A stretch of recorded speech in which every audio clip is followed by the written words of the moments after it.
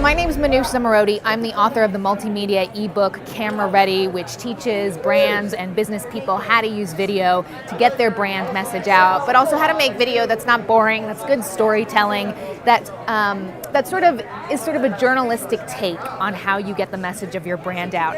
And my background is as a TV reporter. I cut my teeth with BBC News all over the world, and now I also host a radio program for WNYC, the NPR affiliate in New York City. It's called New Tech City, and we're looking at how technology is changing the way that all of us live our lives. It's not just about the gadgets, it's about how we get to work, how we feed our kids, where and how we sleep, and having a good time doing both. I think that a lot of times people, when they think about creating video, they fall in two camps. One camp is I'll just switch on the webcam and talk to the camera and hey, I'm making video.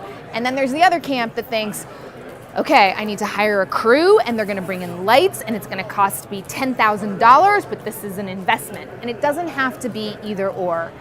There are people who are extremely skilled that can make your video look great. And if you have the patience and want to invest in, a good light and a good microphone and frankly, your iPhone does shoot really excellent video, but you do need to put it on a tripod and you do need to have external audio. There is a very good middle ground that is perfectly fine. So it doesn't have to be like, whoa, we're walking and I'm filming myself, and it doesn't have to be, some big Nightline interview production. Find your middle sweet spot that you can afford and that also is quality enough that people do want to watch and listen. My advice for people who are thinking about getting into video is don't just make an ad for your company.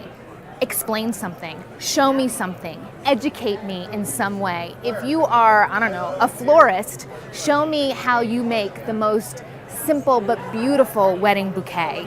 And chances are I'm not going to go and make that for my own wedding, but it'll give me ideas, and then it'll make me think, maybe I will go back to that florist who showed me how to do that. It makes me think of you as an educator, not someone who's trying to push and to sell me.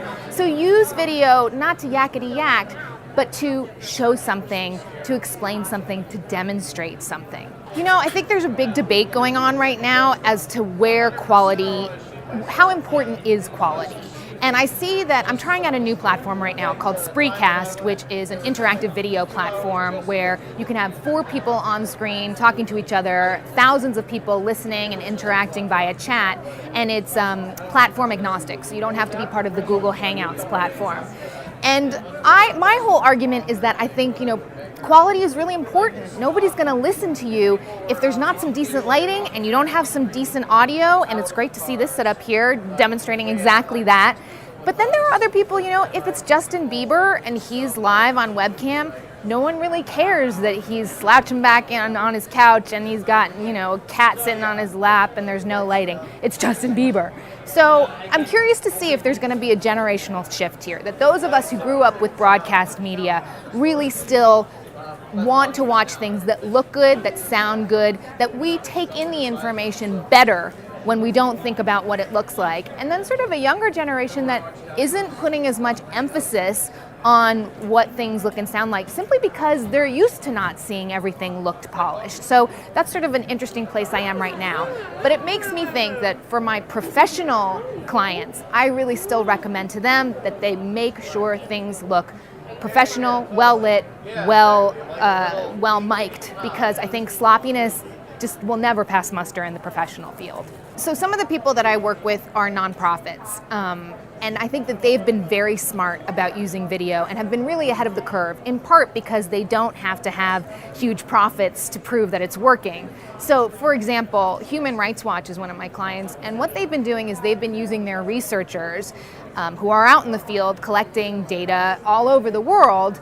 They've been sending out videographers, or at times equipping them with their own camera, to film and bring back video from the field that frankly regular news operations don't have the money to do anymore. So they'll take that video and they will package it up and send it to the BBC, Al Jazeera English, CNN International, and tell them to use it, but then they'll also package it up together to make their own edited video that they put out directly to their audience, whether it's on their website or YouTube, and are pretty much cutting out the middleman, the traditional mass media people. So I see that nonprofits have been really smart about this. They're hiring journalists, they're hiring producers, they're hiring editors, they're hiring people who know how to tell short, concise stories and get a message across.